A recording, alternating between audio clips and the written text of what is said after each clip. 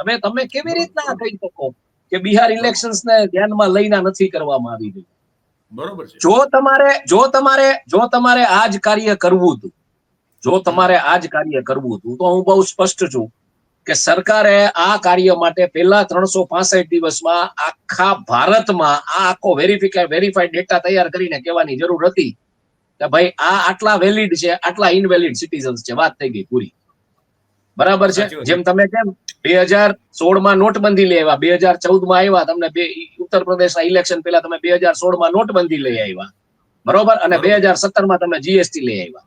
હું તમને એમ કહું 3 વર્ષની અંદર તમે આ મસૂદો તૈયાર કરીને મૂકી દીધો હોત કોર્ટની સામે, ભાઈ આટલા વેલિડ વોટર્સ અને આટલા ઇનવેલિડ વોટર્સ છે. પણ તમને શું હતું કે તમે બધું મેન્યુપ્યુલેટ કરશો સિસ્ટમમાં.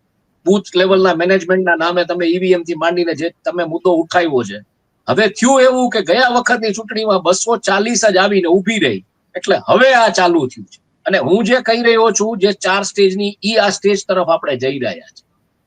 બરોબર. એરિસ્ટોક્રેસી, લિમિટેડ ક્લાસ પાસે વોટિંગ રાઇટ્સ હશે. મે બી કદાચ માત્ર ને માત્ર હું એવું જોઉં છું કે જે 20 કરોડ જે કાર્યકર્તાઓ છે ને બાકીના લોકો જે સ્વીકારતા હશે, આ વિચારધારા હારે જોડાયેલા હશે કોઈ પણ ભગીની સંસ્થાઓમાં, એની પાસે જ વોટિંગ રાઇટ. બીજા લોકોને કદાચ નાગરિક નહીં ગણવામાં.